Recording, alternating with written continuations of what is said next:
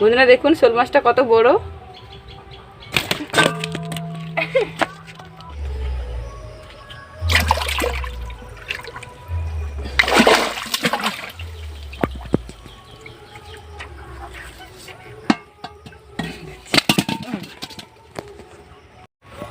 নমস্কার বন্ধুরা, রূপক ভিলেজ ফুটে আপনাদের স্বাগত। বন্ধুরা দেখুন আমাদের পুকুর যে ছেঁচা হয়েছিল, আপনারা নিশ্চয়ই ভিডিওটা দেখেছেন।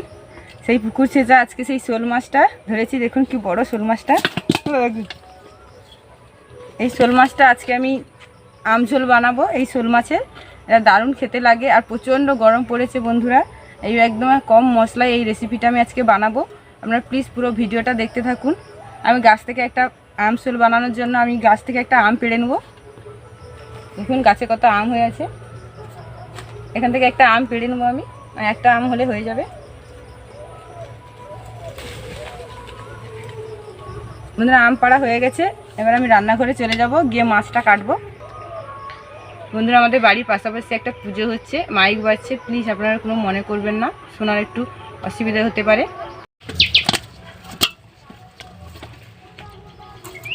এইটাই ছিল বন্ধুরা, দেখুন শোল মাছটা কত বড়।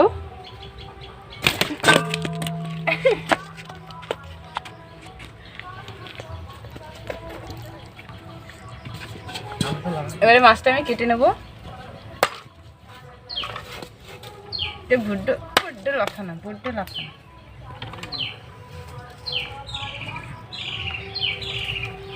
শোনা দেখ মাছটা কত বড়, দেখ কি রান্নাবে কেউ কিছু করে।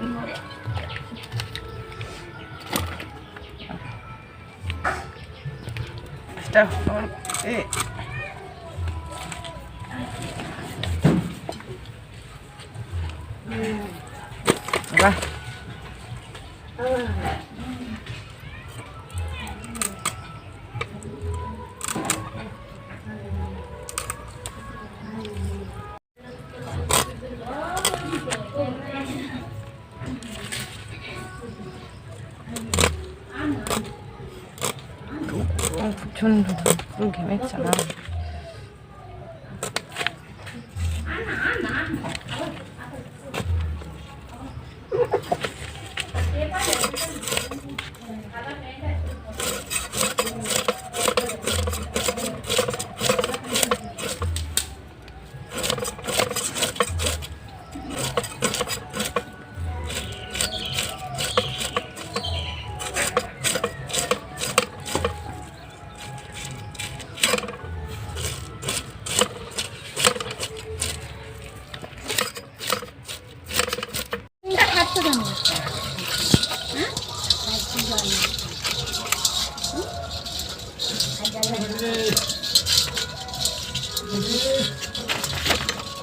এখন তার মার কাছে এখন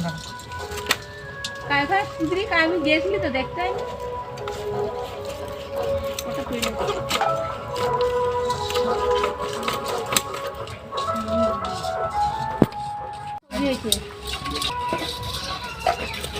বন্ধুরা দেখুন মাছের মাথার নিচের দিকটা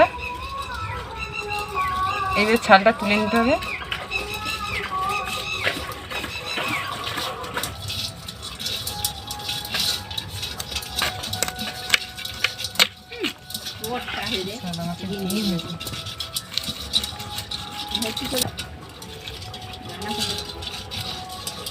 দেখুন বন্ধুরা শোল মাছটা ডিম হয়ে গেছে। দেখুন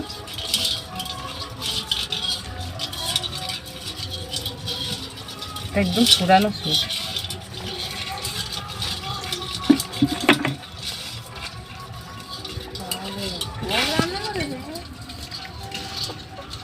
ডিম দেখুন আছে।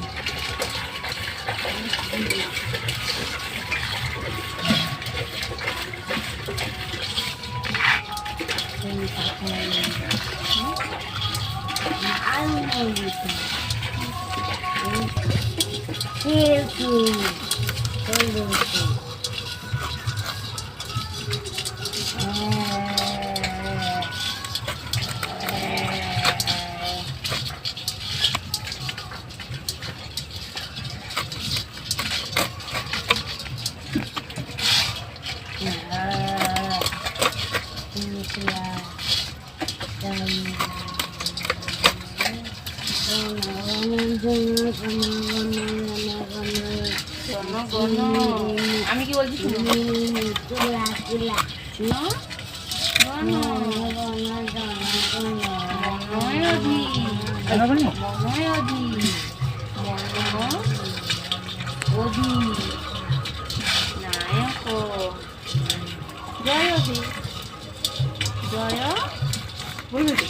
একটা একটু আওয়াজ পরিষ্কার শোনা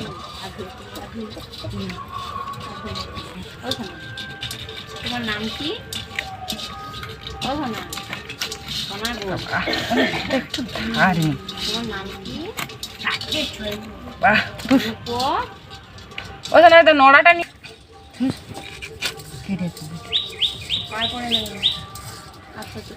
বেটার গোত্র নিয়ে যাবো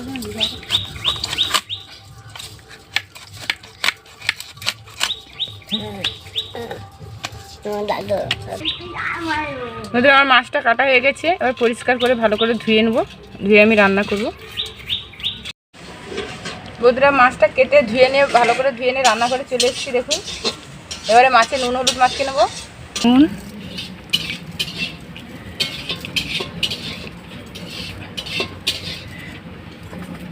হলুদ গুঁড়ো, এবারে ভালো করে মাখিয়ে নেবো।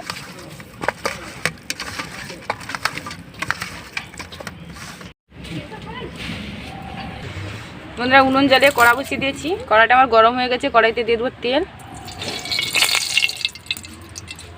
এবার আমি মাছগুলো দিয়ে দেবো।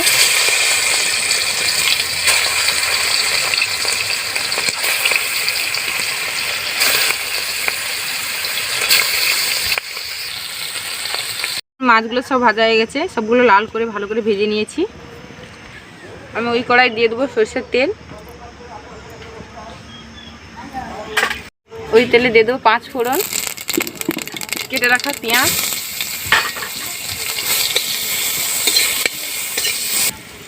আর পেঁয়াজটা লাল করে ভেজে নিয়েছি। এবারে কেটে রাখা আমটা দিয়ে দেবো। আমটা একটু ভালো করে নেড়ে নেবো। আমটাকে ভালো করে নেড়ে নিয়েছি। এবারে কেটে রাখা আলু দিয়ে দেবো। এবার দিয়ে দেবো নুন স্বাদ অনুযায়ী, হলুদের গুঁড়ো, এবার লঙ্কার গুঁড়ো,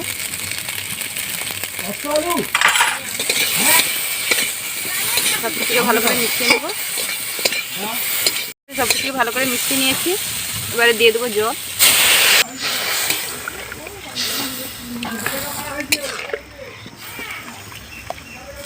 আমার ঝোলটা ফুটে গেছে। এবারে ভেজে রাখা মাছগুলো দিয়ে দেবো। মাছটা দিয়ে ঝোলটা একটু ফুটিয়ে নিয়েছি। এবারে বেটে রাখা সরষেটা দিয়ে দেবো। আমার আমশোলটা একদম রেডি হয়ে গেছে। এবার আমি ঢেলে নেব।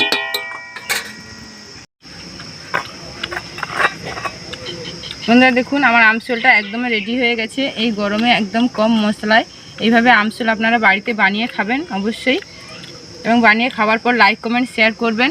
দেখা হচ্ছে পরের ভিডিওতে। ততক্ষণ আপনারা ভালো থাকবেন, সুস্থ থাকবেন।